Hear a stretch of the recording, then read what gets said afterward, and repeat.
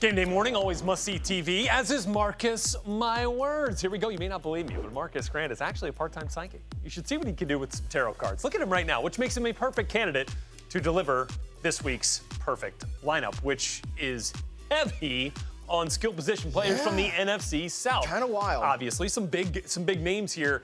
Derrick Henry, an interesting one here at running back. You've obviously seen what the Colts did to the Jaguars defense last week. Yeah, the last few weeks, the Jaguars have been giving up some yards on the ground. In fact, over the last 6 weeks, they've given up 5 top 12 fantasy running backs. And Derrick Henry himself's had a pretty safe floor over the last few weeks, has had a minimum of 85 scrimmage yards or more. So I expect him to do some work against the Jags.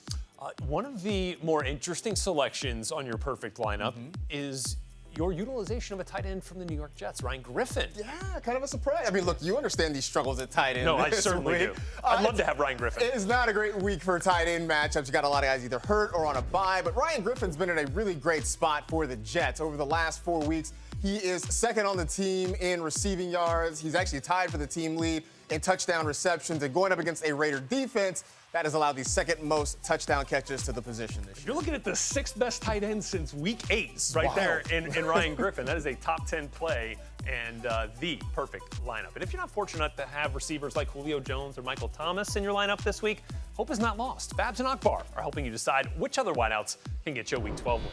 It's time to make the call, presented by Verizon. Babs? Thank you, my friend. We're helping you make the call between some wideouts who might be on your roster. We're comparing proven stars against recent standouts. And the first one here is for my friend, Mr. Akbar.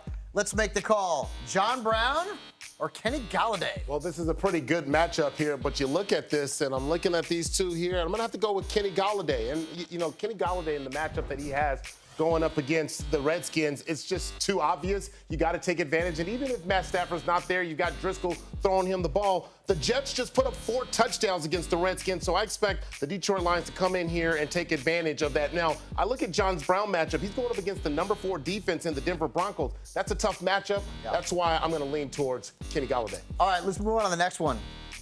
What do you got on this one? Thanks, Wilk. All right. My Cowboys, Amari Cooper against Jamison Crowder, the Jets. Hold on, let me guess. You're going to go with Cooper. I'm going with Crowder. I'm going with Crowder. Listen, I'm trying to be unbiased here. As much as I love the Cowboys, he's playing Stephon Gilmore this week, and Crowder's giving you 18-plus fantasy points in 3 straight games. The Raiders have allowed 9 scores and the 7th most fantasy points to the slot. Jamison Crowder is hot right now. He's got a better matchup. Amari, I love you.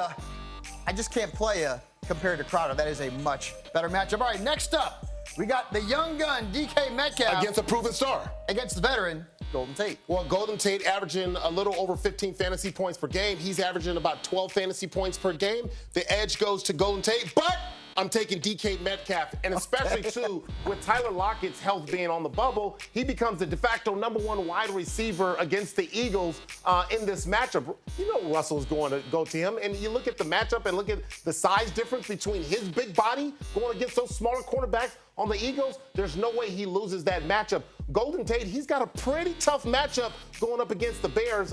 I'm just not, I can't really see him really being successful against the Bears. That one surprised me. All right, final one. Corey Davis against Hunter. He actually plays football, this guy in the National Football League. Why are you judging him? He doesn't. He looks like a guidance counselor. Why? Because he's got a baby face? Hunter Renfrow, that's my guy. Face. I'm going with Hunter Renfrow here. How about that's that? What I'm talking about. Corey Davis, you can't trust him. Okay, outside of one game again with Ryan Tannehill, he's done nothing. And Renfrow has actually scored 11-plus fantasy points in 3 of his last 4 games. And the Jets, well, they're not so great against wide receivers. We've seen them struggle all season long. So, yeah, I'm going with the guidance counselor over the Titans wide receiver. Hunter, what did I tell you? I told you, man, they love you like they love Pac. They love you like they love Pac. You know who Pac is, right? I think so. Oh, great. Yeah. Okay. Hey, guys, we're going to keep the lineup setting going here with today's Plug and Play. Plug and Play. Plug. Play.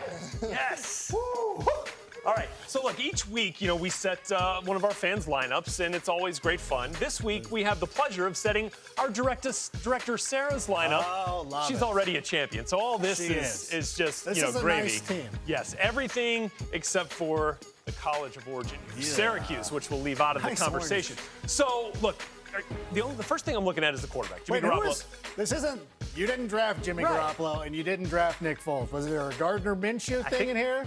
Who was your quarterback?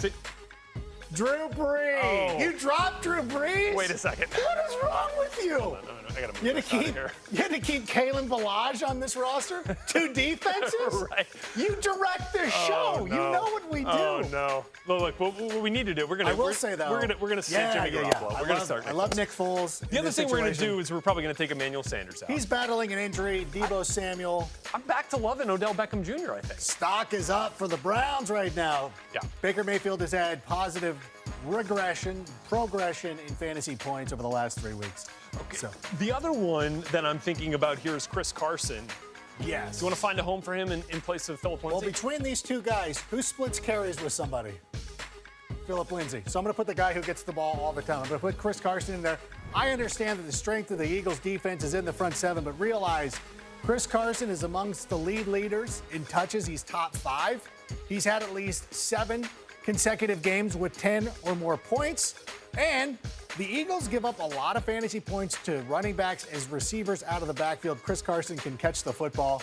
So I do like that matchup. I would slide it. I would go ahead and put him in the RB2 spot. You got Josh Jacobs.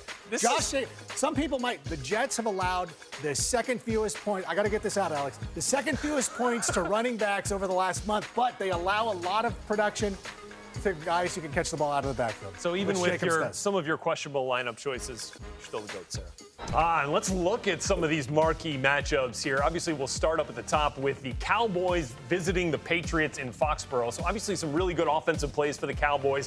But this is where fantasy meets reality. The Patriots defense, both really good in reality and then number 1 in scoring points in fantasy as well. You got the Packers offense, Aaron Jones, Aaron Rodgers going up against the 49ers defense, who scored the second most fantasy points. And then Lamar Jackson, of course, tops in fantasy among quarterbacks. And here, the Rams defense has been pretty good in reality, also 4th most fantasy points. Right, you're not going to as want to well. miss any of these games. Yeah. All right. So let's start here with Dallas and New England. Fabs, how you feeling about your Cowboys against the Patriots defense? I don't know. In reality, not great because I'm a pessimist. In fantasy, I still feel like you have to play Dak Prescott. I get it. The Patriots have allowed the fewest fantasy points to quarterbacks, but look at the quarterbacks they've actually faced this year. They haven't been great, except for Lamar Jackson, who had, a huge game, was the QB3 that week. Now, they also are number 1 in terms of stopping the run, but Zeke Elliott is a guy you have to have faith in. You play him. He's a superstar. He'll get touches. Wide receivers, Amari Cooper, tough matchup.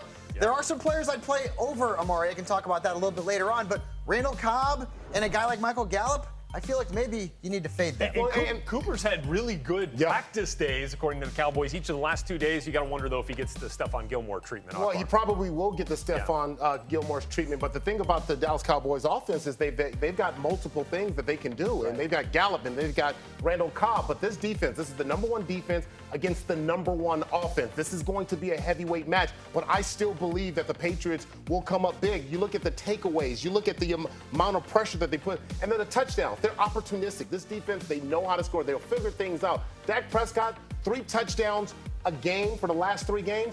That hasn't happened to the Patriots. So I'm very, very confident that they'll still keep the quarterbacks to 1 touchdown or less and still be the defensive play. Last we saw 33 for the Packers before his bye week. He was scoring 3 touchdowns, Marcus, against the Carolina Panthers. Do you think he can find similar success here against a formidable 49ers front? I really do. I mean, as much as we've talked about the Niner defense, understandably, they have had their issues in stopping running games. I mean, early in the season, they were giving up yards. The last few weeks, they've been giving up touchdowns as well on the ground. I mean, this Packer offense this year has been running through Aaron Jones. He's getting about 36% of the touches, and I think if Green Bay wins this game, it is going to be on the back of Aaron Jones. So I think he's actually a really solid play this week. Yeah, but a lot of that stems from what Aaron Rodgers is able to create. The strength of this 49ers defense is 2 things: ability to put pressure on the quarterback and create turnovers.